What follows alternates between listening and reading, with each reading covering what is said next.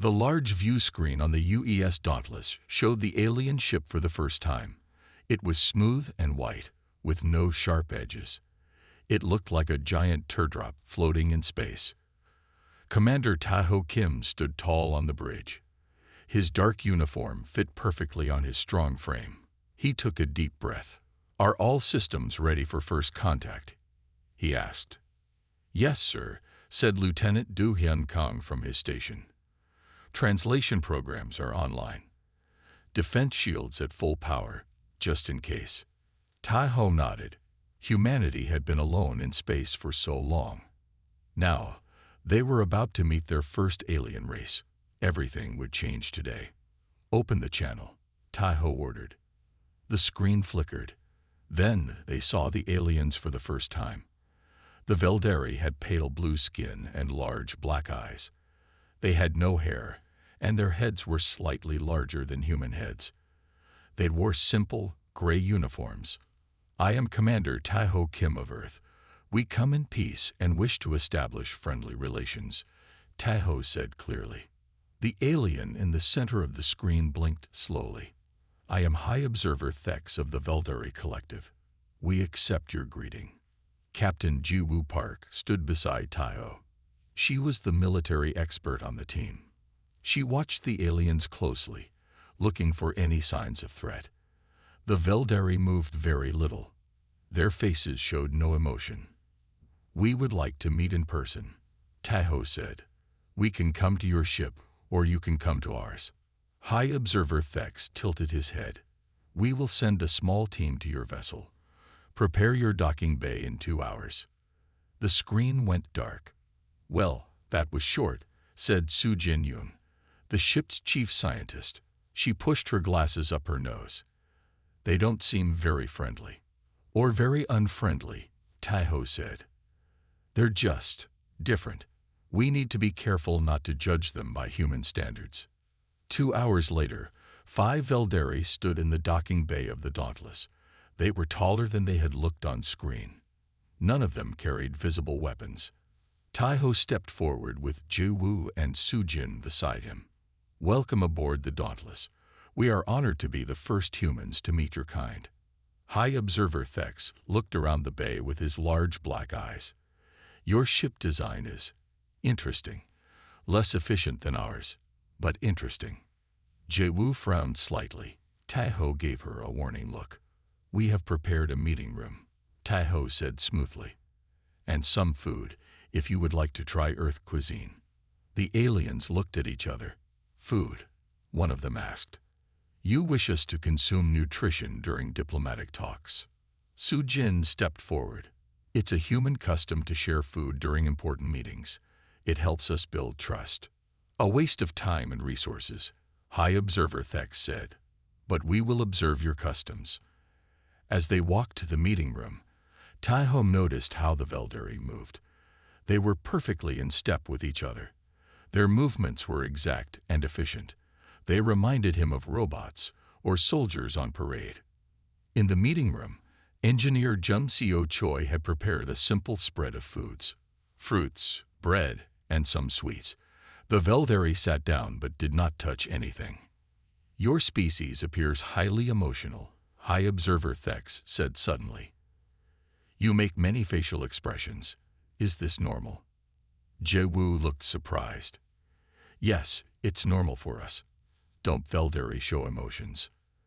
"Emotions are inefficient. We feel them, but we do not display them. Especially not in military or diplomatic settings." Tae-ho realized this would be harder than he thought. The Veldari were so different from humans, but they needed this alliance to work. Earth was still new to space travel. Having friends would be better than having enemies. "Let us begin formal talks," Tae-ho said. "We have much to learn from each other."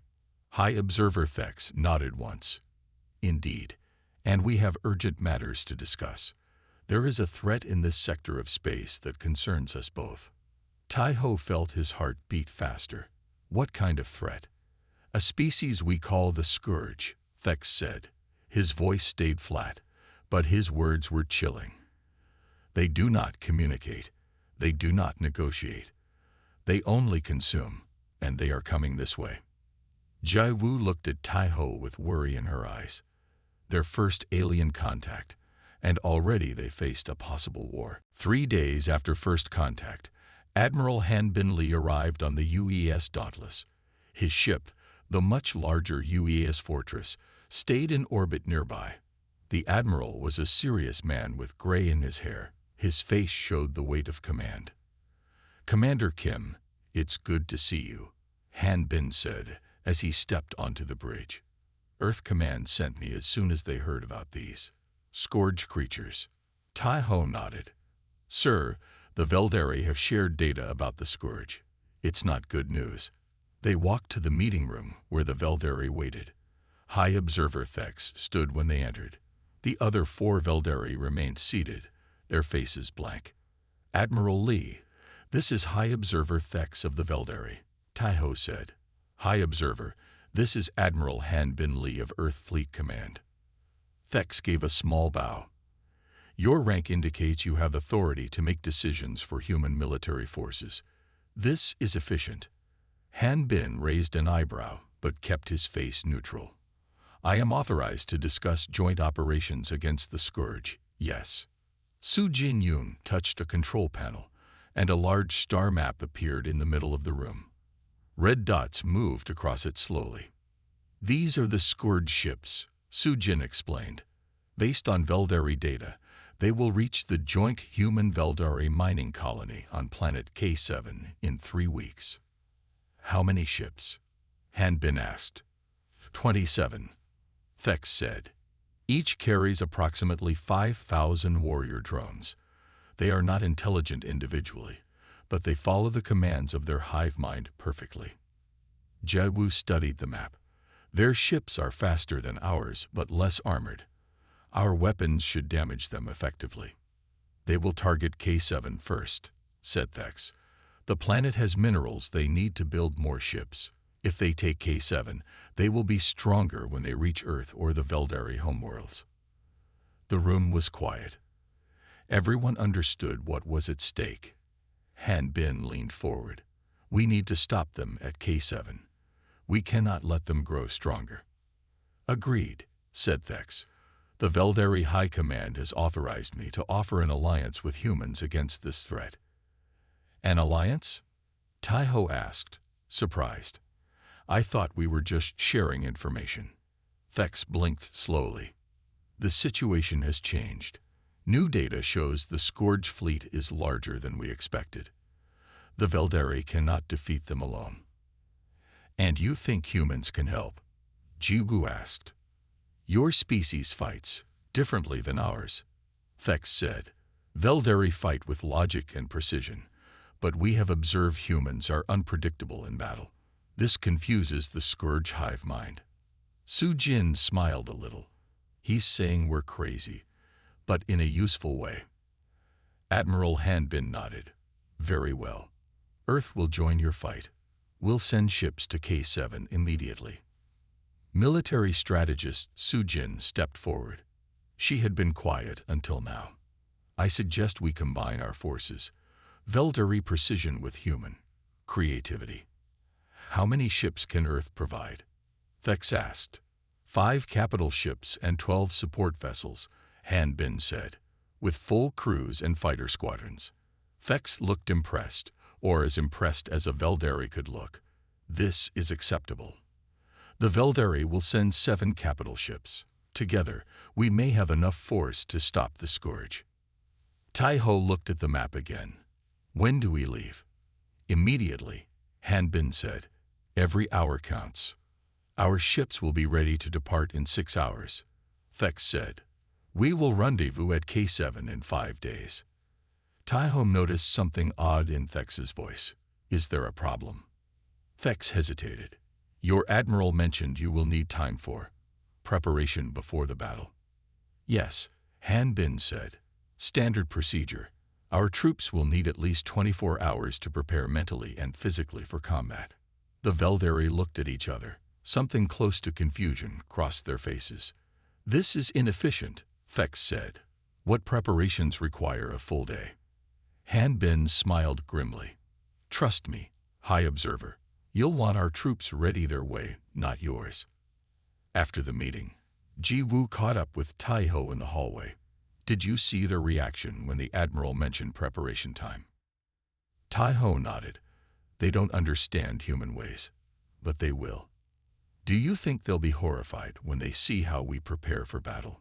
Ji Woo asked. Definitely, Tai Ho said. But that's why they need us. The Scourge won't expect what's coming. 5 days later, the human and Veldari fleets gathered near planet K7. The blue-green planet hung in space below them. Scans showed the Scourge would arrive in 2 days. Commander Tae-ho Kim stood on the bridge of the UES Thunderbolt, the main human battleship. His crew worked quickly around him, preparing defenses and checking weapons. "Sir, the Veldari flagship is hailing us," said Lieutenant Do-hyun. "Put them through," Tae-ho said. High Observer Thex appeared on the screen. "Commander Kim, our fleet is in position. All systems are at full readiness." "Good," Tae-ho said. "Our ships are almost ready. We will begin our pre-battle preparations tonight." Thex frowned slightly. "We received a message from your Admiral Lee. He invited Veldari officers to observe these preparations. May I ask what they involve?"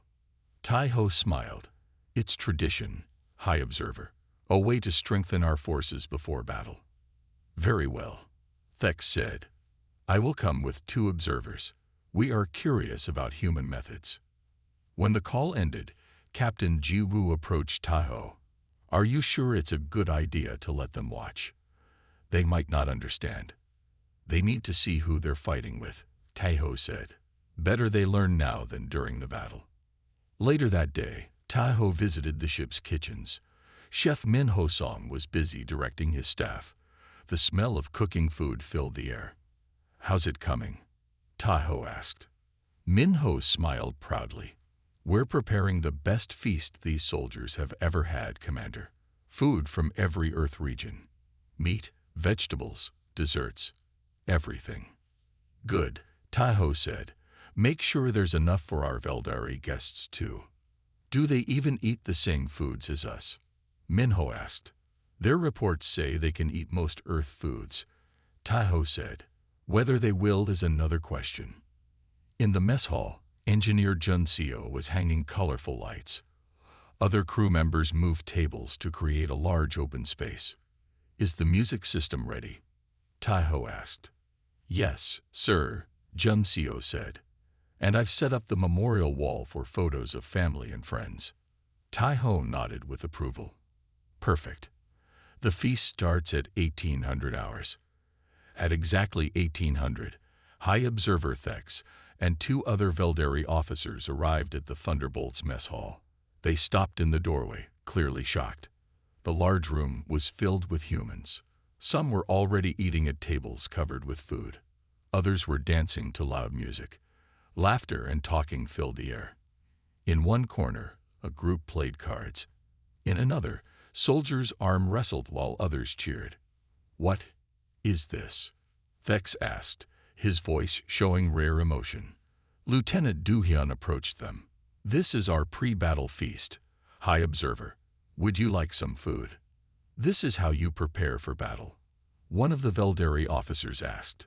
"With noise and excess. It's tradition," Do-hyun said. "Come, try some food. The chef made special dishes for you to try." The Veldari followed him reluctantly. They passed a table where soldiers were drinking and telling jokes. One woman was showing pictures of her children. A man wiped tears from his eyes as he laughed at a story. Thex leaned close to Tai-ho, who had joined them. "Your soldiers are consuming alcohol. This will reduce their fighting efficiency by at least 20%. "Maybe," Tai-ho said, "but it will increase their courage by 50%. The Veldari's confusion was clear. "Your logic is flawed." At a nearby table, a group of soldiers raised their glasses. "To those who aren't here," they shouted, "and to those who won't return." The Veldari officers looked at each other in alarm. "They speak of death," one whispered, "before battle. This is disturbing."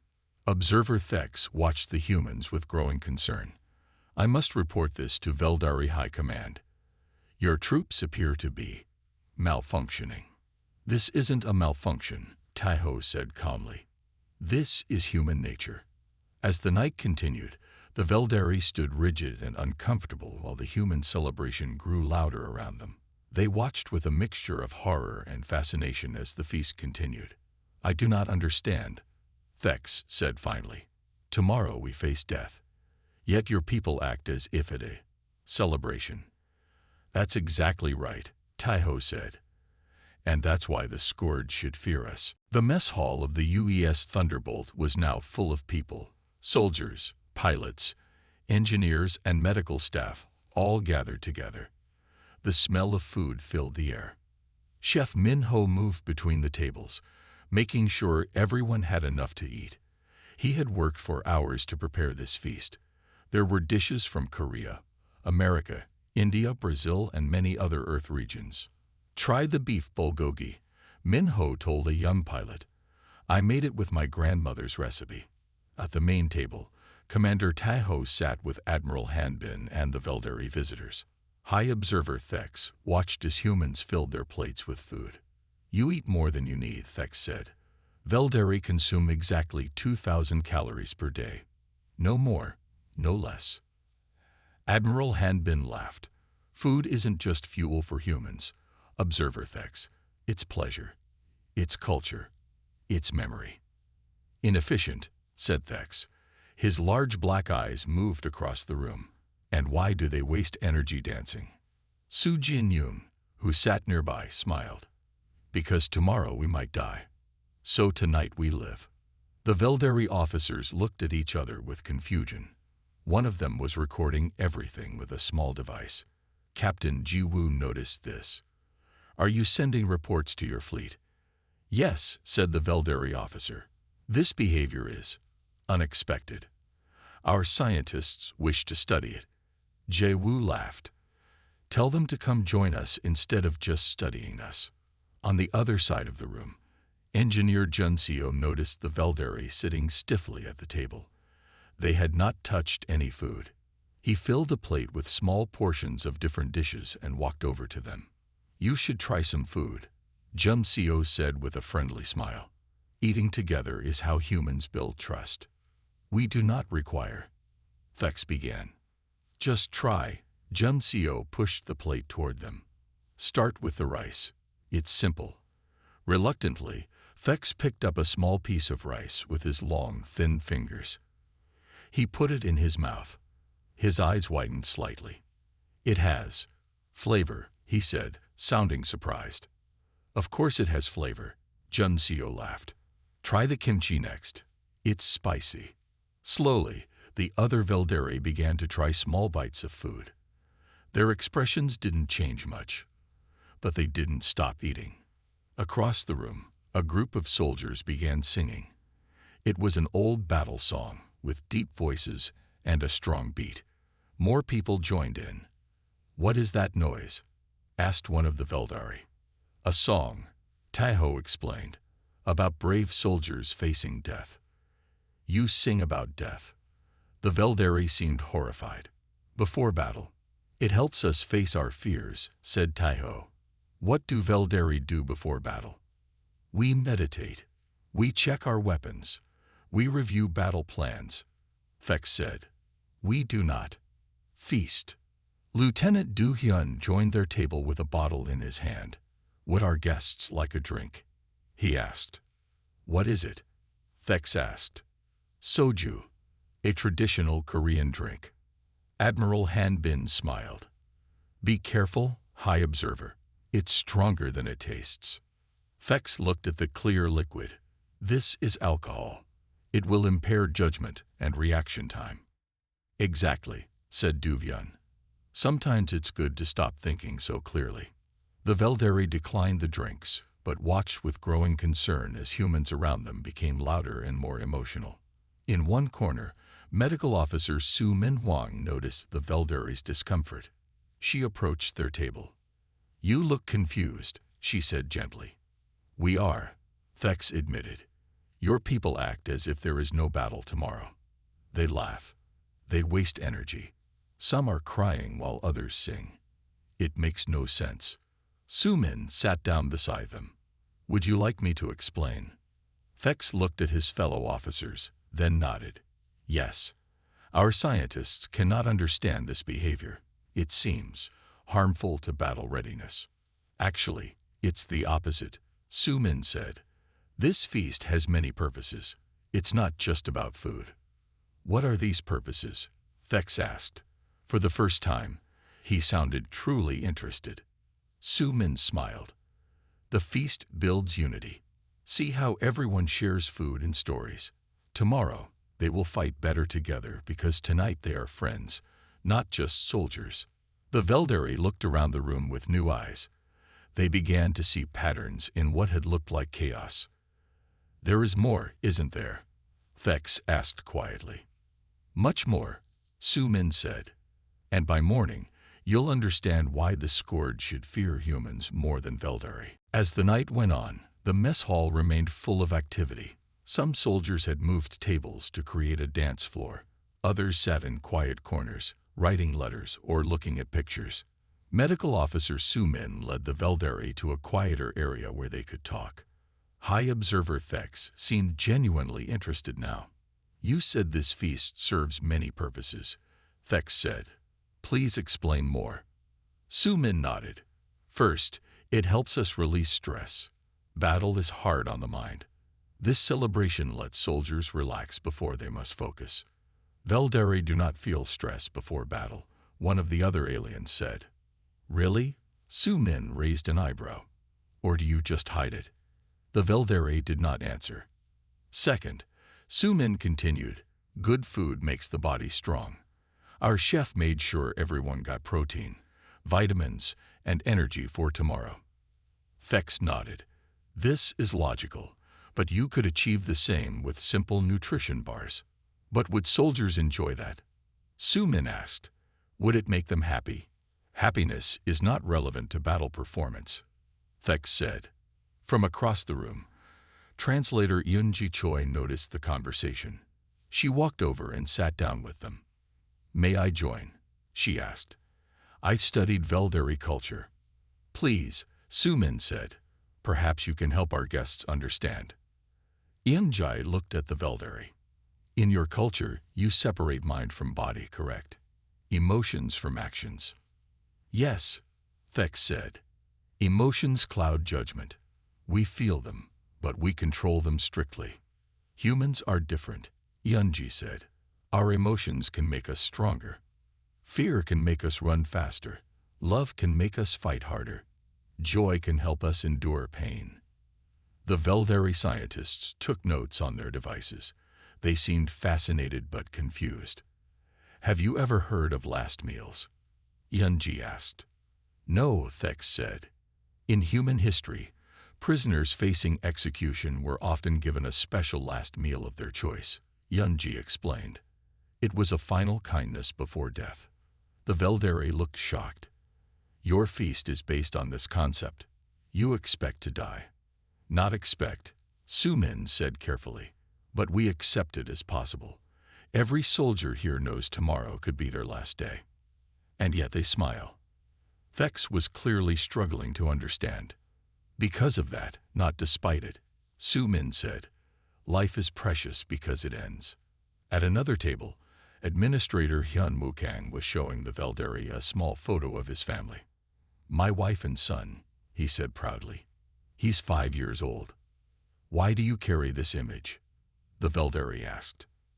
To remind me what I'm fighting for, Hyunwoo said simply. Nearby, Chef Minho was encouraging another Veldari to try a sweet cake. This is my mother's recipe, Minho said. She made it for me before every important day of my life. The Veldari took a small bite. For a moment, its face showed something close to pleasure. It contained high sugar content, the Veldari noted. Yes, Minho laughed. That's what makes it good. As the evening continued, more Veldari officers arrived from their ships. Word had spread about the strange human ritual. They moved through the room, watching and listening. Commander Taho found High Observer Thex standing by the memorial wall. Soldiers had placed photos of loved ones who had died in previous battles.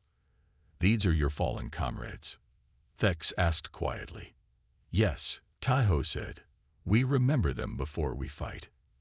"Veldari remove all images of the dead," Thex said. "We believe it creates emotional weakness. We believe it gives us strength," Taiho said. "Each face reminds us why we fight." Thex was quiet for a long moment. "Your species confuses me, Commander. You embrace what we avoid. You celebrate before you face death. You remember pain instead of erasing it. And that's why the Scourge doesn't understand us," Taiho said. "Just like you don't." "But I want to understand," Thex said, surprising Taiho. "There is something here I am missing, something important about humans." Taiho smiled. "Keep watching, High Observer. The night is still young, and there is more to learn." Late in the evening, the feast was still going strong. Some soldiers had fallen asleep at tables. Others talked quietly in small groups. The music was softer now.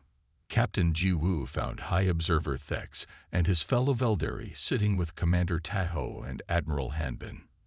The aliens still looked confused, but less uncomfortable than before. "May I join you?" Jiwoo asked.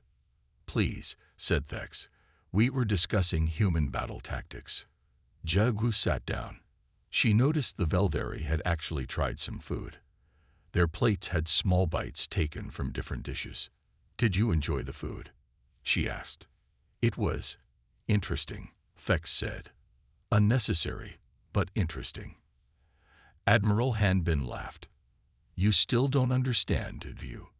"I am trying," Thex said. "But much of this seems counter to effective military preparation." Jiwoo looked at Taiho. "Should I tell them the real reason?" Taiho nodded. It's time they knew. Jiwoo turned to the Veldari. "High Observer, how do Veldari soldiers prepare for the possibility of death in battle?"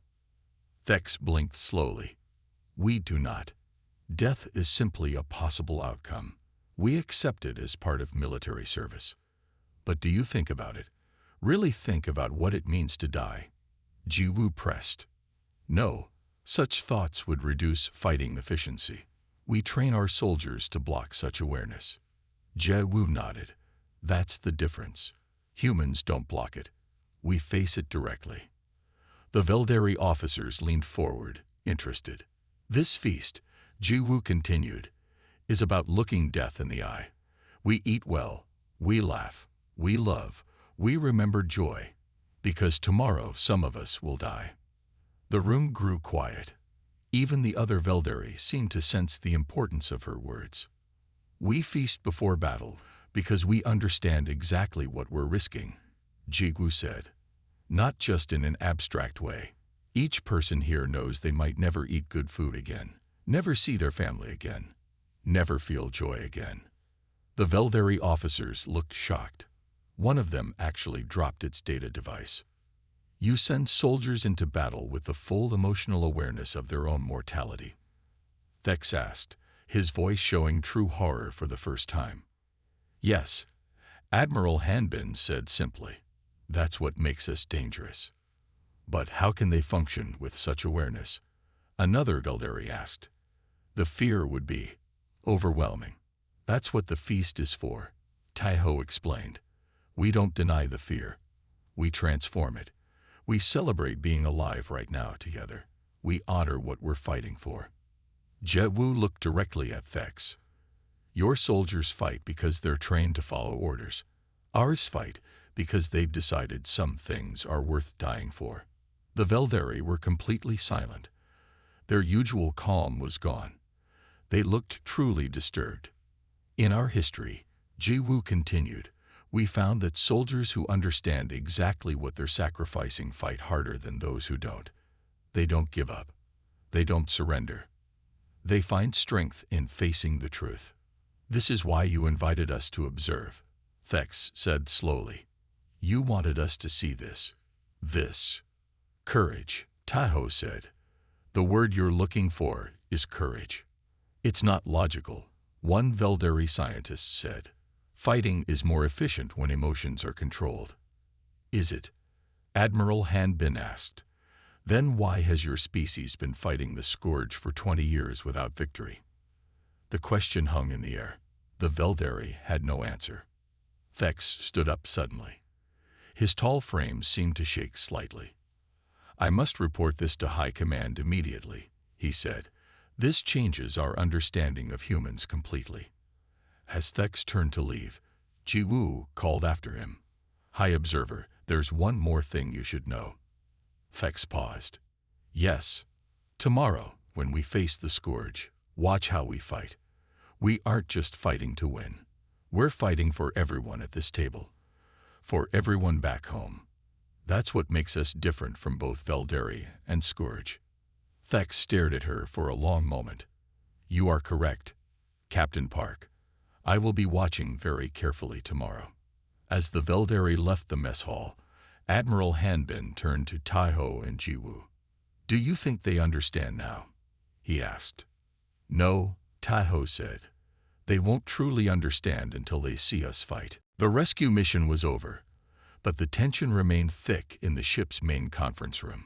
Captain David Kim stood at the head of the table, his uniform slightly wrinkled from hours of intense work. Around him, his crew looked tired but satisfied. The alien delegation, led by Commander Rail, watched with a mix of confusion and growing respect. Lieutenant Kim Hae-jin noticed the alien commander's puzzled expression. She knew what was going through his mind. The mission they had just completed would have been impossible for most other species. They had rescued a stranded research team from an unstable asteroid field that had already claimed 3 previous rescue attempts by other galactic races. You want to know how we did it, David said quietly, looking directly at Commander Rail. It wasn't a question. Rail cleared his throat.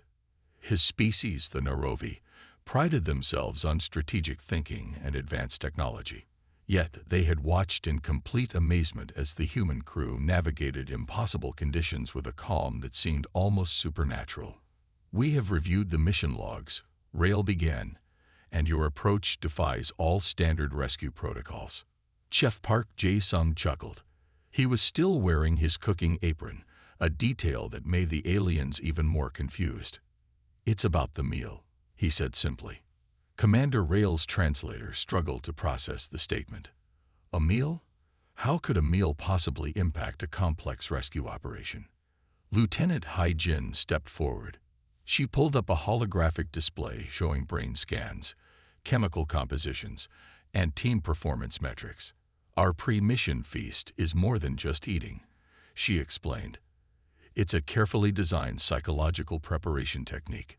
The display showed how the human crew's stress levels dropped significantly after their shared meal. Chemical markers indicated increased oxytocin, the bonding hormone, and reduced cortisol, which was responsible for stress. Team synchronization graphs showed near-perfect alignment during the most challenging parts of the mission. When we cook together, eat together, and share stories, David explained, we're doing more than just filling our stomachs. We're creating a neural and emotional network. Each bite, each shared laugh, each story told. It's building trust, reducing individual fear, and creating a collective consciousness. The alien delegation looked stunned. Their own pre-mission preparations involved complex computational strategies, individual meditation techniques, and strict communication protocols. The human approach seemed almost primitive in its simplicity. Park Jae-sung walked to his side table and began preparing tea. Even this simple act seemed deliberate. Cooking is an art of connection, he said. When I prepare a meal for the crew, I'm not just making food. I'm creating a moment of shared humanity. Commander Rail's translator struggled to capture the nuance. His species saw meals as purely functional nutrition intake to maintain biological systems.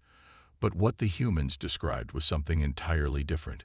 It was a ritual, a psychological hack, a method of building unbreakable bonds. Your technology is impressive, Rail admitted, but this is something else entirely. David smiled. It was a smile that spoke of centuries of human survival, of adaptability, of understanding that survival wasn't just about individual strength, but about collective resilience. The conference room fell silent. The humans had just revealed a secret weapon more powerful than any advanced technology: the ability to transform a simple meal into a strategic advantage. 6 months after the remarkable rescue mission, the Galactic Confederation was a changed organization. The human approach to team building and mission preparation had spread like wildfire through diplomatic and military circles. In the grand meeting hall of the Confederation's central hub, representatives from hundreds of alien species listened intently. At the center of the room stood Captain David Kim and his team, now unofficial ambassadors of human cultural strategy. "It's not magic," David explained to the packed hall. "It's simply understanding human connection." Beside him, Lieutenant Kim Hae-jin demonstrated their approach.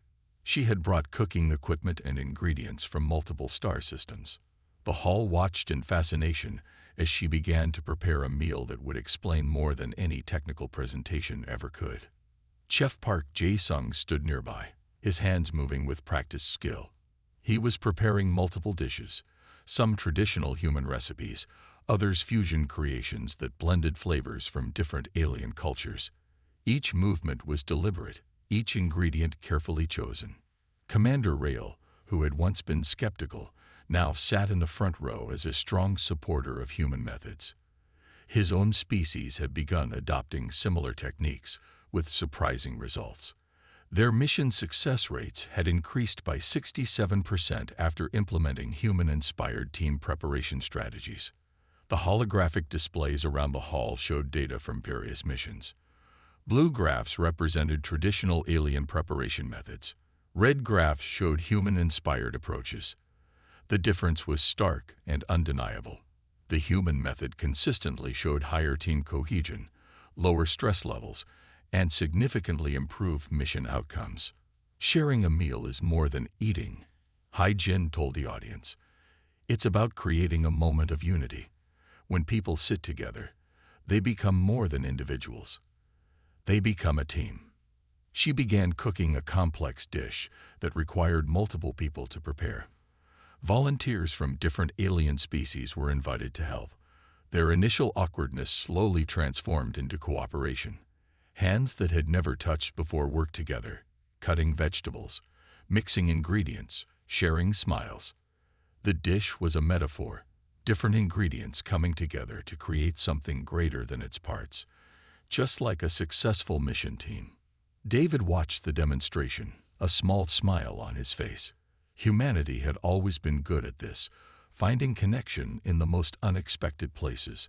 What other species saw as a simple meal, humans understood as a complex social technology. The Galactic Confederation's research teams had been studying human social dynamics for months. They discovered that the human approach went far beyond mere food preparation. It was a sophisticated psychological strategy that worked on multiple levels. Reducing individual stress, creating collective emotional alignment, building trust through shared experience, using food as a communication tool, transforming potential strangers into a unified team. One by one, alien species began requesting human cultural advisors. Military groups, exploration teams, diplomatic missions, all wanted to understand the secret behind human team building. "We're not trying to replace your cultures," David said clearly. "We're offering a different perspective, a way of seeing team preparation that goes beyond numbers and strategies." As the demonstration continued, the hall was filled with the sounds of cooking, talking, and laughter.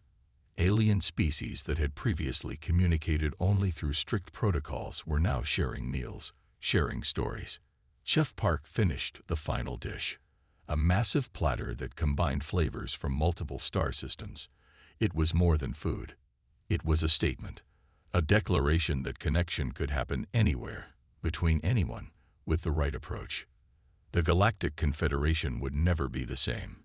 Humanity had introduced a new way of thinking, not through force or technology, but through the simple act of sharing a meal.